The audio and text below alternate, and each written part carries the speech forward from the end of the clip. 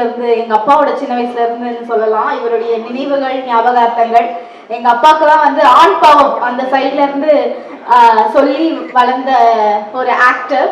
அடுத்தபடியா வந்து என்னோட சைட்ல எல்லாம் பாத்தீங்கன்னா கபடியா இருக்கட்டும், சில படங்கள்ல வந்து நினைவுக்குரிய ஒரு ஆக்டர், காமெடியன், டைரக்டர் அப்படின்னு சொல்லிட்டு ஒரு அழகான ஒரு மனிதர், நகைச்சுவை மிக்க மனிதர் அவர் தான் இப்ப நம்ம அழைக்க போறோம். எல்லாருமே எதிர்பார்த்துட்டு இருக்கக்கூடிய ஆக்டர் அண்ட் டைரக்டர் பாண்டியராஜன் அவர்களை பேச அழைக்கிறோம். அதுக்கு முன்னாடி Vigo delivery courier and logistic private limited directors இவங்க 2 பேரும் நம்மளுடைய பாண்டியராஜன் சாருக்கு அவங்களுடைய மரியாதையை செலுத்துறாங்க.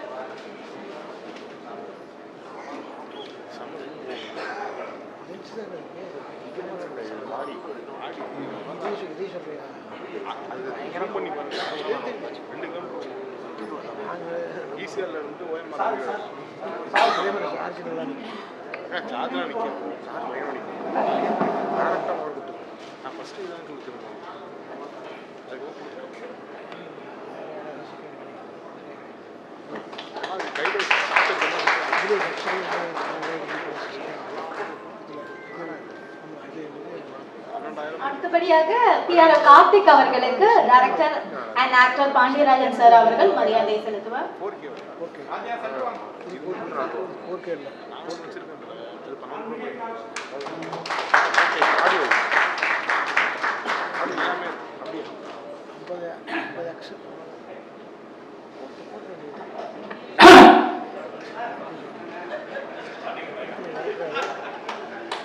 எல்லோருக்கும் வணக்கம்.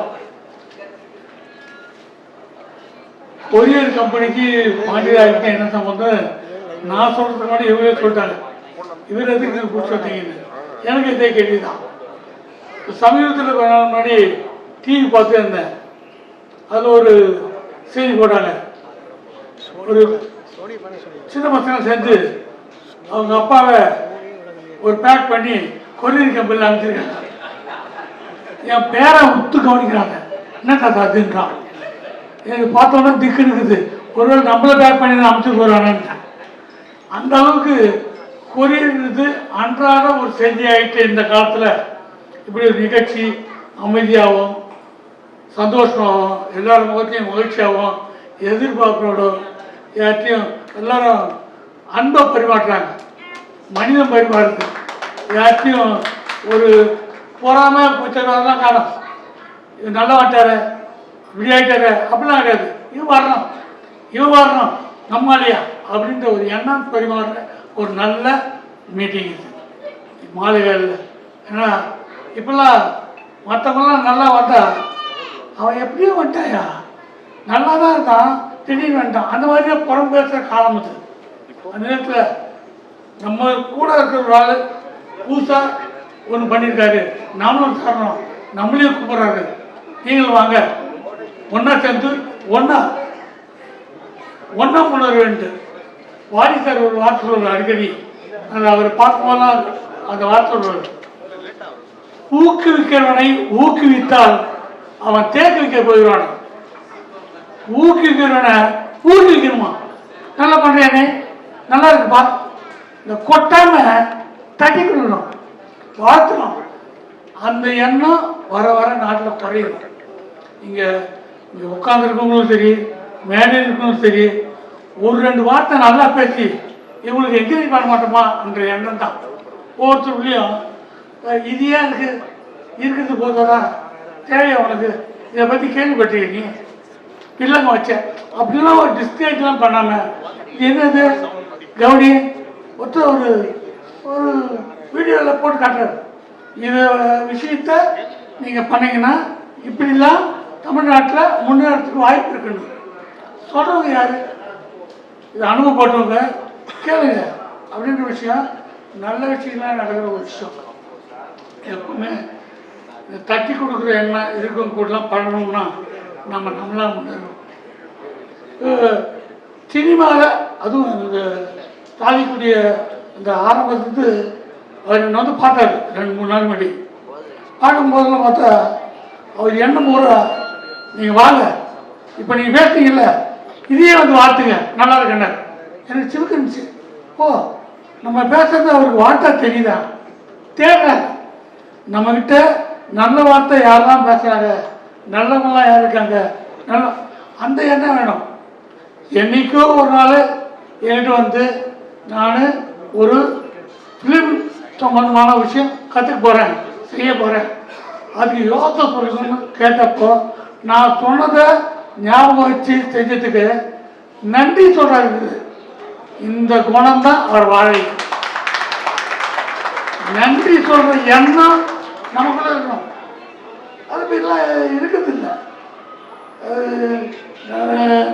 இங்கே வந்தது இந்த சாஸ்திரம் கோடைங்க சார் பாண்டியன் முன்னாடி வந்துட்டார். முன்னாடி வந்தது நான் பின்னாடி போகணும்னு ஆசைப்படுறேன். இந்த நிகழ்ச்சி முடிஞ்ச பிறகும் இவங்ககிட்டலாம் கற்றுக்கணும். ஏன்னா இந்த தலைமுறைக்கு நான் வயசான கிடையாது, தலைமுறைக்குன்னு சொல்கிற காரணம் இவங்ககிட்டலாம் தேர்தல் இருக்குது. யாரையும் காயப்படுத்தாமல் நம்ம வளரணும். நீந்துங்க, சம்பாதிங்க, வளருங்க. ஆனால் நீந்தும் போது யாரையும் கையை பிடிச்சி இழுக்காதீங்க. அதான் முக்கியம்.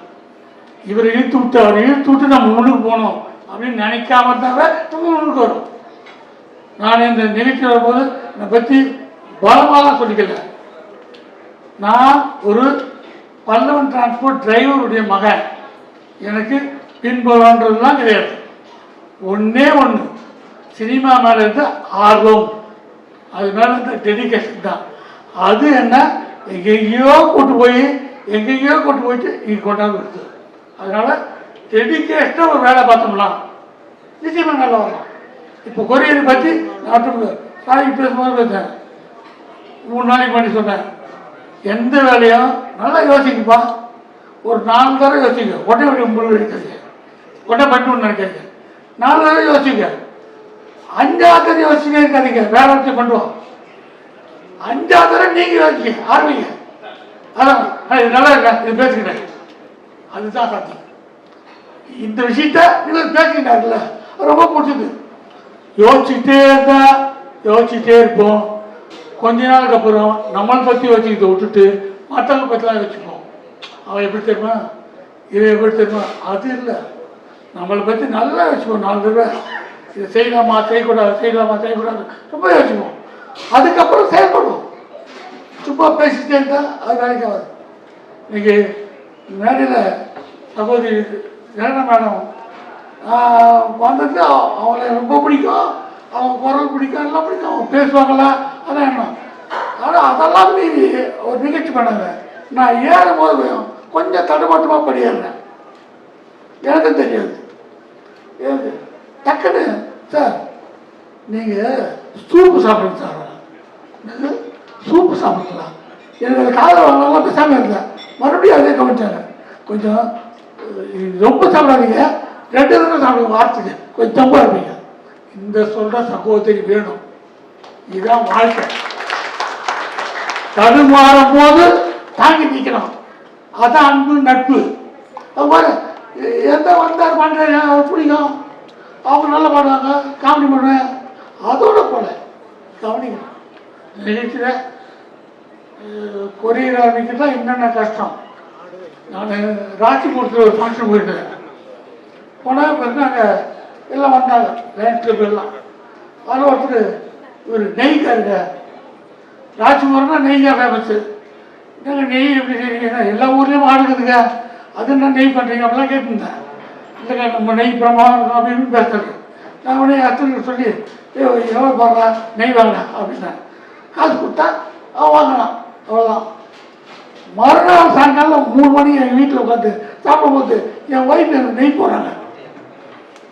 நான் கூட நினச்சேன், நேற்று ராஜ்புரத்தில் நெய் வாங்கினேன், அதான் எடுத்துக்கிண்ணா. நேற்று நான் பார்த்தா நீ தான் போடுறேன்னா, நீங்கள் தானே அங்கே கொரியரில் அனுப்பிச்சிங்கண்ணா. நான் வரத்துக்குள்ள என் வீட்டுக்கு நான் ஆசைப்பட்ட நெய் வந்துடுச்சு. அதான் கொரியர். நீங்கள் நினைத்ததை உங்களுக்கு முன்னாடி கொண்டாந்து கொடுக்குற விஞ்ஞான யுகம். இதில் வந்து அது இல்லை இது தேடி பார்த்தா சினிமாவில் பார்த்தீங்கன்னா ஃபிலிம் ஃபெஸ்டிவல் ஒரு கனவு. ஃபிலிம் ஃபெஸ்டிவல்லாம் எங்கே டிக்கெட் கொடுப்பாங்க, யாரை கூப்பிட்டு போவாங்க, அதெல்லாம் முன்னாடி தெரியாது. எங்கே டெலிகேட் பாஸ்லாம் இப்போ பார்த்தா எல்லாம் நெட்டில் வருது. ஃபிலிம் ஃபெஸ்டிவலுக்கு நம்ம படம் பண்ணால் கொரியர்கள் தான் அனுப்பணும். அது போய் சேர்ந்து அனுப்புறதுக்கு எப்படி அனுப்பணும், எங்கே அனுப்பணும், இதை கேட்டுக்கிறது ஃபிலிம் ஃபெஸ்டிவல் முடிஞ்சு போயிடும். அந்த மாதிரி இந்த காலம் போவா. இப்போ அப்படி இல்லை.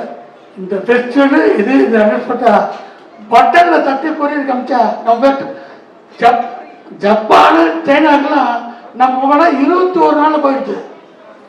ஒரு 180 ரூபாய்க்கு ஒரு கொரியர் அமிச்சா ஒரு சிடி போயிடுது. உடனே இமெயிலில் உங்கள் படம் வந்துச்சு, அதில் இந்த மிஸ்டேக் இருக்குது, இதை மாற்றி அனுப்புகிறான். அந்த விஞ்ஞானம் அது கூட சேர்த்து வாழணும். எல்லாத்தையும் மொத்தம் சொல்கிற கூட்டம் சொல்லிகிட்டே இருக்கோம். சிலது போய் ஜெயிக்க முடியாதவங்க, கவனிக்க முடியாதவங்க குறை சொல்லிட்டு இருப்பாங்க. நம்ம அப்படி இல்லை, போய் தோற்று போவோம். பரவாயில்ல, எப்படி தோற்று போகிறதா தெரியுதுல்ல, அதுக்கு கவனிப்போம். இந்த நிகழ்ச்சி மூலமா இது ஒரு புது வியாபாரம். ஒரு வார்த்தை சொன்னார் சார், நீங்கள் காசே வேணாம் அதுக்கு, சரிங்க, அதை அப்படியே யோசிக்க வேணாம். காசே வேணாப்பா, இது நம்ம மெம்பர் இருக்கலாம். ஏன் வேணாம், எதுக்கு வேணாம் யோசிச்சு கேளுங்க. அது ஒருத்தர் ஆரம்பிப்பாங்க. வேலை வாய்ப்பு கிடைக்கிறது கஷ்டம், கிடைக்கிறதுக்கான ஒரு வாய்ப்பு.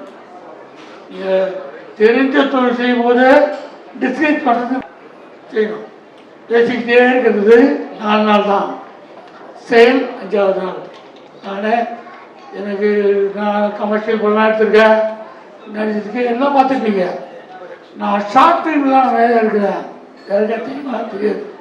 இப்போ இங்கே பேசும்போது வக்கீல் சார் டாக்டர் டக்குன்னு டாக்டர் பாண்டியன் என்னை சந்தோஷப்படுத்துறதுக்கு. நான் உண்மையிலேயே டாக்டர், ஊசி போகிற டாக்டர் இல்லை, நான் டாக்டர் பண்ணியிருக்கேன். நான் சினிமாவை பற்றி தமிழ் திரைப்பட கலைஞர்கள் சினிமா பங்களிப்புன்னு ஒரு டாபிக் எழுதி நான் பிஹெச்டி பண்ணியிருக்கேன். சொல்லும் போது நீங்கள் சந்தோஷமா இருக்கு, உண்மை. அதனால நான் ஒரு கல்லூரியில் பேராசிரியராக ஒர்க் பண்ணுறேன். மற்றவர்கள் பாடம், ஏன்னா இது நினைக்கும் போது காமெடியாக இருந்தது, எனக்கே காமெடியாக இருந்தது. அப்போ மற்றவர்கள் எப்படி இருந்துட்டோம், இவர் போய் பேராசிரியர் அண்ணா என்ட்டு இந்த உலகம் எப்படி இருக்கும். ஆனால் மெனக்கெட்டு படித்து அதெல்லாம் பண்ணி வரும்போது ஒரு கல்லூரியில் பேராசிரியர் நடக்கும். அது ஒரு ஃபிலிம் மேக்கிங் வேறு, ஷார்ட் ஃபிலிம் மேக்கிங் வேறு, டாக்குமெண்ட்ரி வேறு. அதில் நான் ஒரு டாக்குமெண்ட்ரி பண்ணி வைப்போன்னு எனக்கு ஒரு ஆசை. தஞ்சாவூரில் ஒரு லைன் கிளப் ஃபங்க்ஷன் போயிருந்தேன். அங்கே ஈவினிங் ஒரு ஃபங்க்ஷன் நடந்தது. அதில் ஒரு பானையில் 20 லிட்டர் தண்ணி ஊற்றி அதில் சிம்மாடு இல்லாமல் பானையை தள்ள வச்சுட்டு எந்த பிடிமானமும் இல்லாமல் ஒரு 62 வயசு ஆள் டான்ஸ் ஆனாங்க. அது பானையை தள்ள வச்சு ஊற்ற போகுதுன்னு அந்த பானையில் தண்ணியை கொஞ்சம் தொட்டு வச்சாரு, டான்ஸ் ஆனாங்க. இது மறந்துட்டேன். நைட்டே போய் ஒரு ரூமில் பார்த்தா அவர் ரூமுக்கு வந்தார். சார் எப்படி ஓட்டுறீங்க? எனக்கு தெரியாதுங்க, சின்ன வயசுக்கு அப்படியே பண்ணுறாங்க. என்ன படிச்சிருக்கீங்க? நான் 1ஆம் கிளாஸ் 4 ஸ்கூலில் படித்தேங்க. படிக்கல. ஏங்க நான் என்ன சொல்கிறேன்னா பாடம் கேட்காதுங்க, பாடம் சொல்கிறது தான் நான் கேட்பேங்க. என்ன நல்லா இருக்குது, இதெல்லாம் படத்தில் வைப்போம் அப்படின்னு. சரி படத்தில் வச்சா நல்லாயிருக்கும் அப்படின்னு பார்த்து டாக்குமெண்ட்ரி மண்ணும் தண்ணீரும் சேர்ந்து தான் நம்ம கலாச்சாரம். அதை வச்சு ஆரம்பிச்சு மண் பானையை செய்கிறது தமிழ் தான் கில்லாடி. அந்த பானையை சுற்றி வர்றது இப்போ அந்த கல்ச்சரே போயிடுது. பட்டன் போட்டால் சுற்றுது, சுற்ற வச்ச அதுதான் பொங்கல் பானை, அரசனை பானை, எல்லாம் பானையெல்லாம் எப்படி செய்கிறாங்க, பானையினுடைய பயன்பாடு எப்படி எப்படி செய்கிறாங்க பார்த்து. அதுதான் கல் பானை கட்டுறாங்க, கடை கட்டுறாங்க, அரிசி பானை, அடுக்கு பானை, பானையெல்லாம் கட்ட வந்து இந்த பானையில் தான் மனுஷன் கடைசியாக போகும்போது கொல்லி சட்டி எடுத்து போயிட்டு அந்த கொல்லி ஓட்டி தான் மனுஷன் அமைக்கிறான். பனிக்குடம் உடைத்து வரும் மனிதனை மண்குடம் உடைத்து தான் இந்த உலகத்தை விட்டு அனுப்பி வைக்கிறாங்க அப்படின்னு எழுதணும். இதை டாக்குமெண்ட்டாக இருக்கணும். ஒரு விஷயத்தையும் டாக்குமெண்ட்டாக எடுத்தேன். எடுத்து அதை வரும்போது அந்த டாக்குமெண்ட் ஷூட் பண்ணும்போது நாளைக்கு ஷூட் பண்ண போகிறேன். இன்றைக்கி ஒரு மேனேஜர் என்கிட்ட வந்து, சார் நாளைக்கு உங்கள் ஷூட்டிங் நீங்கள் வாங்கினாரு, என்னோட டாக்குமெண்ட் இருக்குன்னு. ஏங்க நான் உங்களுக்கு 5 நாள் ஷூட்டிங்க, 5 நாளைக்கு நான் பணம் கொடுக்குறேன், பணம் கொடுறேன்ட்டேன் வாங்கினேன். இல்லை நான் டாக்குமெண்ட் எனக்கு முக்கியமாக இருக்கணும். ஆனால் நீங்கள் வேறு இல்லை நான் டாக்குமெண்ட் எடுக்க மாட்டேன். அவர் தராரு. அவர் என் அசிஸ்டன்ட் சொல்கிறாரு, நான் லூஸ் என்னையா இது அவத்தாலும் போய் பணம் எடுக்க போகிறேன் டாக்குமெண்ட்டு. நான் இப்போ பணம் தரேன்ட்டேன், கரெக்டாக கொண்டாந்துருக்கேன், காசு கொடுத்து வாங்க மாட்டேன். அந்த போட்டு டாக்குமெண்ட் எடுக்க போகிறேன்னா அவங்க பாரு எல்லாம் டைம் வேஸ்ட்டு, மணி வேஸ்ட்டு, எல்லாம் வேஸ்ட்டு. வீட்டுக்கு பிடிச்சிட்டு போயிட்டான். அந்த படம் மண் பானைன்ற பேரில் நான் எல்லாத்துக்கும் அமைச்ச வச்சிடலாம். இங்கெல்லாம் ஒன்றும் மரியாதை இல்லை. அமெரிக்காவில் ஹைபர்ட் இன்டர்நேஷ்னல் ஃபிலிம் ஃபெஸ்டிவலில் டாக்குமெண்ட்ரி டைரக்டர்ஸ்னு அவார்டு கொடுக்குறோம். 4 டைரக்டர் உலகத்துலேயே. நம்பர் 1 அமெரிக்கன், நம்பர் 2 பாண்டியராஜன், 2 கொடுக்குறோம். அதுக்கு எல்லா டெலிவிஷன்லாம் வராங்க. எங்கள் வீட்டில் எல்லாருக்கும் பேட்டி கொடுக்குறேன். நான் எப்படி எடுத்துட்டேன் அப்படின்னு சொல்கிறேன். அதே ப்ரொடக்ஷன் பண்ணி வந்தாப்புல வந்து அசிட் கேட்குறேன், பேட்டி கொடுக்குறாரு. என்ன விஷயம் சார், அன்றைக்கி ஒரு மண்பானை எடுத்தார்ல டாக்குமெண்ட்ரி, அதுக்கு அவார்டு கட்சிருக்கேன். சார் விடாமுயற்சியா அதே கட்சித்துட்டான். எந்த வாய் வீண் முயற்சின்னு சொல்லிச்சோ அதே வாய் விடாமுயற்சின்னு சொல்லிச்சு. அதான் வாழ்க்கை. இது நான் திமுறியோ என்னத்தையும் சொல்ல, ஆர்வம் மிக்க ஆட்கள் துடிக்கிறீங்க ஏதாவது பண்ணணுன்னு, யாரையும் கெடுக்க நினைக்கல, துடிக்கிறீங்க வளர்றதுக்கு. என்ன குட்டு என்ன தடங்கள் வந்தாலும் உங்கள் முயற்சி எடுத்து போயிட்டே இருக்க. நல்லது நினச்சா நல்லது நினைக்கும். வெற்றி நிச்சயம்.